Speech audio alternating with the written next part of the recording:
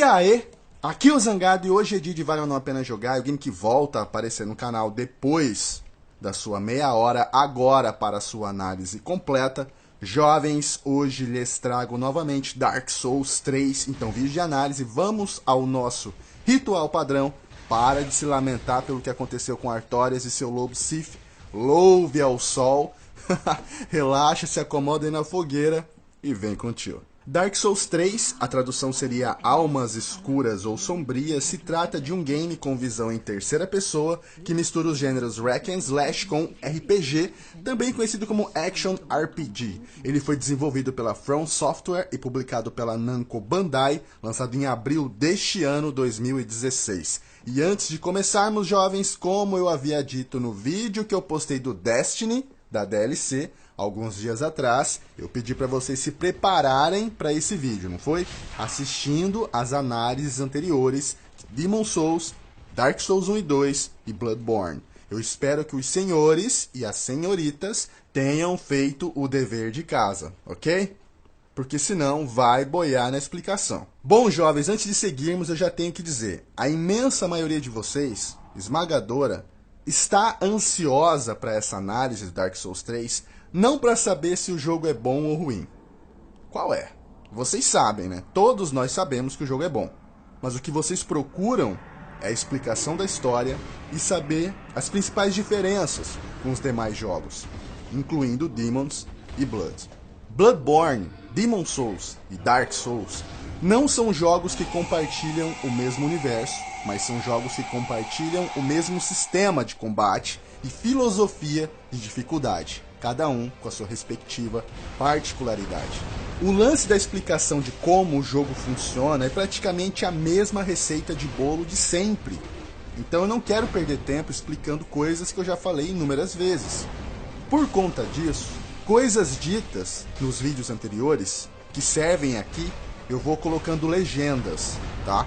Dessa forma o vídeo rende mais e fica menor, não fica cansativo. E aí quem já assistiu não se vê forçado a ouvir de novo a mesma explicação. Então bora lá, começando pelo enredo. Ressaltando que as histórias de todos os jogos possuem uma base conceitual fixa, que todos nós conhecemos, que é apresentada durante a intro. Todos os jogos começam com uma CG poderosa, Dark Souls 3 não foi diferente, mas o desenrolar da história, para se ter o total conhecimento dos fatos, o jogador não basta apenas zerar, completar o jogo. Até porque há pouco diálogo e quase nenhuma cutscene. Pergaminhos e passagens secretas devem ser descobertos, e os NPCs vão sendo encontrados, mas nem todos eles são confiáveis. Há muitas mentiras em seus relatos, o que pode confundir o jogador. Comentei sobre isso lá no vídeo, acho que do Demon's Souls. Demon's Blood e Dark possuem enredo, mas tudo é muito solto, não sequencial e interpretativo. Então, em muitos tópicos da minha explicação, eu não posso apresentar a vocês como verdade absoluta. Certos NPCs te pedem favores, você pode fazer ou não. Você pode pegar um item que ele quer e entregar para ele. Você pode pegar um item que ele quer e não entregar para ele. Você pode pegar um item que ele quer, matar ele e roubar o que ele tem. E suas atitudes não mudam tanta coisa assim.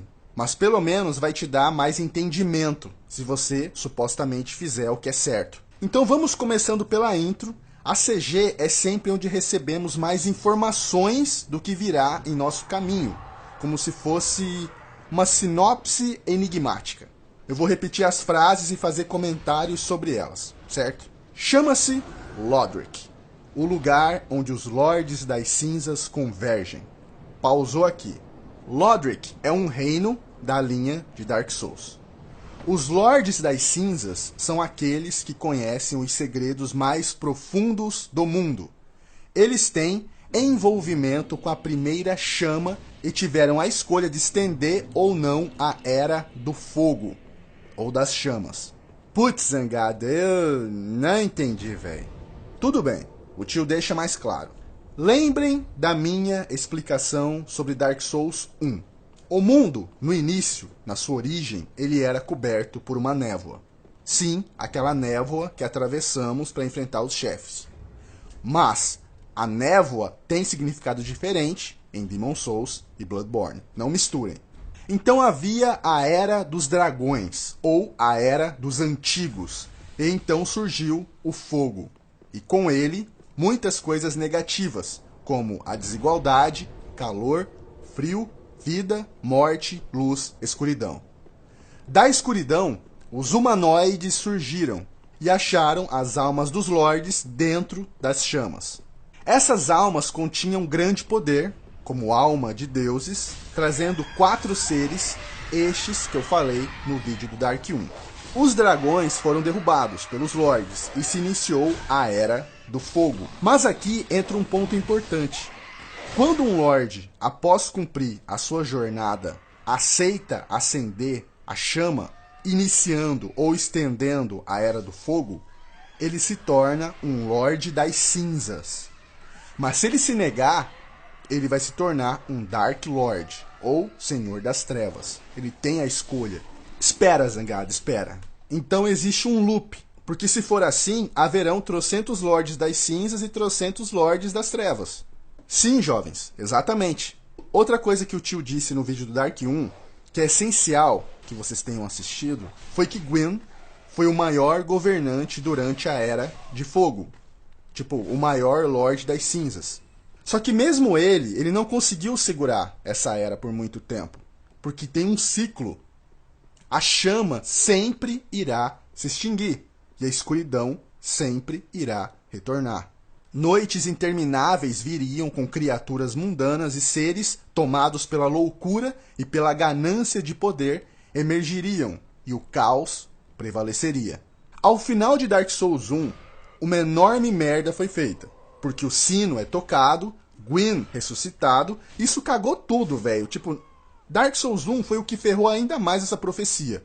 Porque até no Dark Souls 2, a gente não sabia exatamente o que fazer para quebrar o ciclo, mesmo tendo 2 finais. E só uma observação e uma suposição que o Solaire de Astora, o nosso brother idolatrado, melhor amigo da trilogia Souls, era um Lorde das Cinzas, porque ele também estava fazendo a sua peregrinação, acendendo as chamas em seu mundo.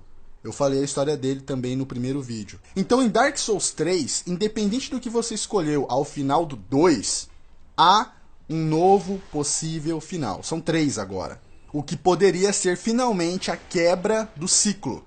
E que deixam as coisas aí interessantes. Ainda tem mais pontos a se observar, mas vamos voltar às palavras da abertura. Chama-se Lothric, o lugar onde os Lordes das Cinzas convergem. Convergir significa reunir, ir até ou mesmo competir por, tá? Aventurando-se ao norte, os peregrinos descobrem a verdade das antigas palavras.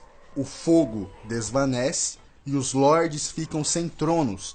E quando a ascensão do fogo é ameaçada, o sino toca, trazendo os antigos Lordes das Cinzas, Aldrich, Santo das Profundezas, a Legião dos Mortos-Vivos de Faron, os Vigilantes do Abismo e o recluso Lorde da Capital Profana, Yorm, o Gigante. Contudo, os Lordes abandonarão seus tronos e os Unkindles surgirão, mortos-vivos, amaldiçoados e sem nome, indignos até mesmo de se tornarem cinzas. Decoraram essa última parte? Unkindle significa sem brilho, e esse é você. E o que concluímos de tudo isso? Que os Lordes das Cinzas estão ressuscitando, porque o sino foi tocado, e uma enorme guerra está prestes a acontecer.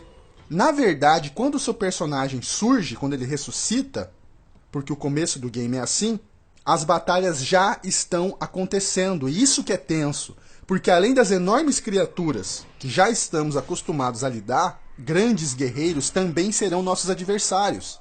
E existe uma regra em Dark Souls, Demon's Souls e Bloodborne. Quanto menor o boss, mais difícil ele é. É uma regra estranha, né? Mas eu reparei isso há bastante tempo já. Quando você atravessa a névoa e o boss que você vai enfrentar é muito grande, geralmente chefes muito gigantescos morrem com um golpe só, em um ponto específico do corpo. Mas quando o boss é do seu tamanho, filho, prepara que o bagulho vai ser louco, cachoeira. Vamos a mais observações. Pouco tempo de gameplay, a gente já vai topar com um dragão. Inclusive na meia hora do tio apareceu o dragão. E também parece que existe uma forma de santuário e louvor aos dragões. Mas espera aí, por que os dragões estão vivos? Como eles estão vivos? Por que as pessoas rezam para eles? As pessoas querem que volte à era dos antigos? Tem mais. Em Dark Souls 1, nós aprendemos sobre a maldição dos mortos-vivos. Sobre o que o Pygmy fez ao encontrar a primeira Dark Soul. Lembram, né, da explicação do tio. Foi quando surgiram os Hollows, que são os ocos. Quando a pessoa entra nessa forma, após morrer, ela fica debilitada e para se fortalecer, ela precisa de almas, de souls, o que a levaria à insanidade e obsessão por poder. Em Dark Souls 1, os marcados que renascem após a morte, cedo ou tarde, se tornam ocos. Em Dark Souls 2, o jogo nos diz que isso é inevitável. O jogo te desencoraja. O ciclo é inquebrável. Desista, se entregue, morra. Em Dark Souls 3, uma saída aparece.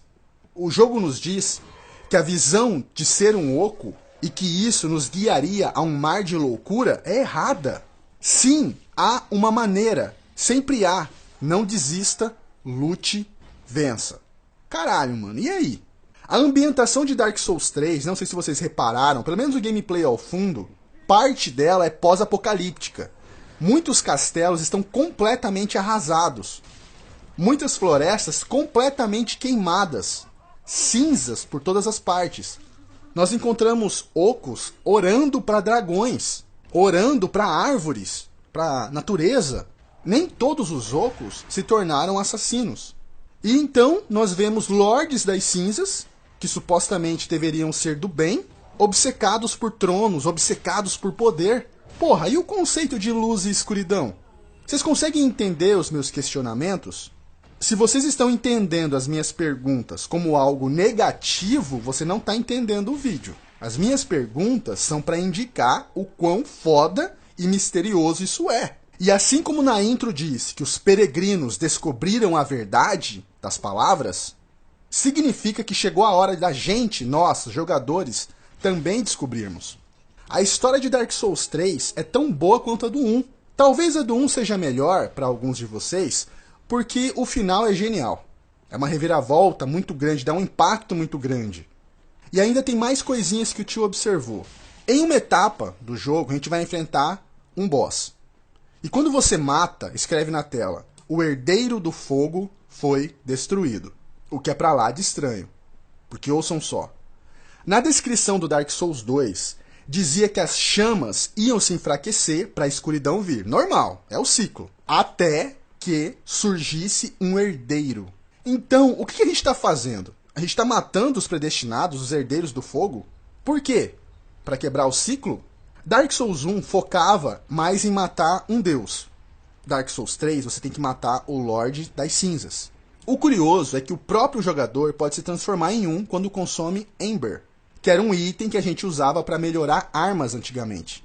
Agora em Dark Souls 3, esse item tem duas funções. A de deixar a gente o Lorde das Cinzas, tipo, para aumentar nossa fortitude, e também uma função de multiplayer.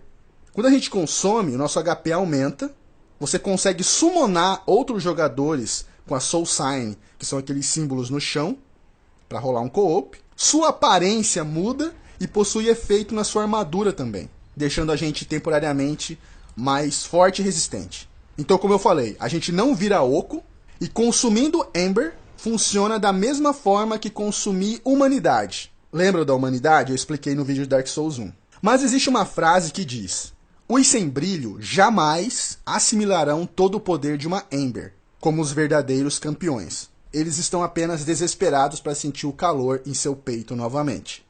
Uma outra novidade que Dark Souls 3 trouxe é a ampliação de relação com os NPCs. Isso nunca foi visto, tá? Quando você está fazendo sua jornada, você encontra outros NPCs, que também estão. Alguns do seu lado, alguns contra. E alguns deles são como você, sem brilho. E nós podemos recrutá-los. Eles vão para o santuário, que funciona, entre aspas, como a nossa safe house ou safe zone, igual o sonho do caçador em Bloodborne. Em Bloodborne nós tínhamos a Doll, no Demon's Souls nós tínhamos a Maiden in Black, e agora nós temos a Guardiã do Fogo. Ela será responsável por nos guiar e upar, como ela mesmo diz, nossa eterna aliada que não pode morrer. No santuário há outros NPCs que vão surgindo e nós vamos recrutando entre aspas, para nos ajudar. E esses NPCs mexem com itens, armas, dão dicas, falam sobre a história e até quests. Igual todos os jogos. Esses NPCs nos chamam de Pálido, Cinzento ou Campeão das Cinzas, que são apelidos meio misteriosos também. Então a sua jornada em busca da quebra do ciclo se inicia, e é aí que o jogo começa. Jovens, eu falei coisa pra caralho, tentei não spoiler, falei a minha interpretação de muita coisa, joguei algumas perguntas no ar, que até eu sei a resposta, mas não vou falar porque é spoiler. E montar um texto assim, na moral, é terrível, velho. Difícil demais pra tentar deixar tudo bem claro pra quem nunca jogou. Eu posso ter me equivocado em alguns pontos e interpretado diferente de você em outros. Então usem os comentários para se ajudarem compartilhando experiências e dicas. E se for comentar alguma coisa com spoiler, não se esqueça de escrever spoiler com caps lock ligado antes, para que ninguém leia o que não quer. Tudo bem? Sobre o tempo de campanha, vai aí em torno de 25 a 35 horas quem vai explorar o que vai surgindo na frente, né? Mas quem busca o 100% vai aí de umas 50 a 60 horas. E sobre como o jogo funciona, cai naquilo que eu já expliquei. É praticamente idêntico, tá rolando legendas aí desde o início do vídeo explicando várias coisas que vocês realmente já sabem. Teve outras novidades que eu já citei enquanto explicava a história. A customização melhorou, tá melhor que a de Bloodborne, existem mais detalhes e opções para se mexer no rosto e no corpo. Mas continua, né, horrível, e se você consegue se fazer, eu lamento. Você é feio bagará e sua mãe vem mentindo a você todos esses anos dizendo que você é bonito. As classes disponíveis são Cavaleiro, Mercenário, Guerreiro, Arauto, Ladrão, Assassino, Feiticeiro, Pyromancer, Clérigo e Depravado. A mesma quantidade de classes de sempre, algumas removidas, outras novas. Essas classes se diferenciam em Vitalidade, que é o tamanho da barra de HP, Inteligência, que determina a capacidade do seu personagem em aprender coisas novas, magias, por exemplo, Endurance, que é a estamina, o fôlego, Força, o estrago que seu ataque é capaz de fazer, e também de poder andar com armaduras e armas mais pesadas, Destreza, velocidade de ataque e defesa, Magia, que é o aumento da sua barra de mana, Fé, que é com relação a magias e feitiços, e danos em relação a armas abençoadas, e Sorte, que aumenta a porcentagem de chance de você encontrar bons itens e reduz a chance de você receber status negativos durante os combates. Se você busca um personagem porradeiro, vai de Cavaleiro ou Guerreiro. Se você for usar magia também, vai de Cavaleiro. Se for só porrada, Guerreiro. Se você for usar a esquiva com bastante frequência, velocidade de ataque, defesa e corrida como prioridades, Ladrão ou Assassino. Assassinos têm mais facilidade com magia. Quem busca magia, que é um fato overpower toda a linha Souls, feiticeiros e pyromancers. E se você é um manjão das galáxias em Dark Souls, vai de depravado. Uma coisa que eu tinha dito e reclamado já nas outras análises foi a total carência de armadilhas. O que era algo muito frequente em Demon Souls, deu uma reduzida em Dark Souls 1, e aí no Dark Souls 2 e Bloodborne praticamente quase não tem. Em Dark Souls 3 seguiu essa mesma linha, praticamente não tem. O que pode ser considerado armadilha são os Mimics, que são aqueles monstros em forma de baú. Você encontra um baú, acha que vai ter um item dentro e é uma criatura que morde e arranca mais da metade do seu HP. Então é importante, sempre que você vê um baú, você chega e tenta dar um golpe nele para ver se ele está vivo. Em Bloodborne havia surgido uma novidade que acontecia quando a gente morria e perdia as nossas almas, ou ecos de sangue. Quando a gente voltava no local para recuperar, alguns monstros tinham roubado. E aí eles ficavam andando com essas almas, ou ecos. E aí a gente tinha que matar esse monstro para poder pegar de volta. Isso ficou uma particularidade de Bloodborne. Eu achei que iam colocar no Dark 3, mas não. Uma novidade de Dark Souls 3 é que praticamente todos os chefes mudam seus estilos de combate durante a batalha. Eles começam com um comportamento, e se não passarem por uma mutação física, seus ataques vão mudar. A propósito, os chefes de Dark Souls 3 estão espetaculares. Eu achei os mais incríveis da linha Souls. São quase 180 tipos de inimigos, quase 80 tipos de sets diferentes. Esse número deve ser ampliado com as DLCs. Dark Souls 3 fez algo que eu não esperava, que foi superar a arte de Bloodborne. A ambientação é tão magnífica quanto. Em relação à série Souls, o mapa, a ambientação, ela é menor. A própria From Software já tinha dito que seria menor. Só que ela é mais conectada. Os cenários têm mais conexões entre eles. Então a gente tem menos áreas a se explorar. Digamos assim, que é um pouco mais linear também, mais objetivo e até mesmo claustrofóbico. Tem muitos corredores. Só que visualmente, caralho, velho. Caralho. Só que Dark Souls 3 não é melhor totalmente, entendeu? Ele possui muitos delays de render, muito mais que no próprio Bloodborne. Tem delay até de mapa. Às vezes você tenta ir numa direção e não consegue, como se tivesse uma parede invisível que fica ali por 2, 3 segundos carregando a próxima parte do mapa. Sem contar que eu já cheguei em um local aberto que não tinha absolutamente nada e do nada brotava um monstro gigante já me atacando. Inimigos menores também. O jogo tem uns bugzinhos, entendeu? De performance, queda de quadro, mas esses bugzinhos são muito mais frequentes na versão PC. Oh, que novidade, né? Sempre sobra pro PC. Dark Souls 3 também introduziu um novo sistema de combate chamado Battle Arts ou Weapon Arts. De certa forma, eles não chegam a mudar totalmente a dinâmica do sistema de combate, mas sim trazer um elemento novo, como uma série de golpes especiais e mais poderosos para cada uma dessas armas. Outra mudança interessante foi que os inimigos parecem que querem te atrair para cima deles, entendeu? É uma abordagem diferente da série Souls. Eles querem que o jogador, seja mais agressivo. Exatamente como o tio tinha cantado já na meia hora. Olha o tio Diná de novo aí. A jogabilidade é a melhor também da linha Dark Souls, porque as coisas são mais variadas com esses novos sistemas, são mais rápidas para responder. Mas Bloodborne ainda é de longe o melhor assim para se jogar, o mais dinâmico. Um problema que era comum e permaneceu por todos os jogos, desde Demon Souls, nada foi feito a esse respeito, é com relação à câmera, quando você trava a mira em um inimigo gigante. Se você se aproxima demais, a câmera fica toda perdida e você não consegue enxergar nada do que está acontecendo. Um saco. E ainda falta falar dos Covenants, que significa pacto. Pois então, Covenant é um pacto que você faz com alguma irmandade ou facção. Você vai encontrar um NPC que adora algum deus, algum lorde. Cada pacto tem suas regras e vocês jamais devem traí-las. Seguindo uma aliança corretamente e oferecendo itens ao seu lorde ou ao seu deus, isso vai te dar um ranking liberando recompensas nesse pacto, nessa aliança. Se você traí-la se juntando a outra ou matando NPCs ligados a ela, você será caçado e imediatamente você será atacado por NPCs e será visto como traidor. Seu mundo vai ser mais invadido por jogadores da aliança que você traiu como uma forma de punição. São 7 possíveis alianças. São eles: Warriors of Sunlight, Way of Blue, Blue Sentinels, Watchdogs of Faron, Aldrich Faithful, Rosalia's Fingers, Mound Makers, Blaze of the Dark Moon. O primeiro, assim, mais fácil de se entrar é o Way of Blue. Assim que você chega em Highwall de Lodric, é só falar com a Emma. Toda vez que seu jogo for invadido, sentinelas azuis vão te ajudar. Esse Covenant não possui ranking e nem recompensas. O próximo possível é o Warriors of the Sunlight. Esse Covenant é indicado para aquelas pessoas que gostam de jogar em co-op, porque para ranquear nele você tem que ajudar os outros a derrotar os chefes.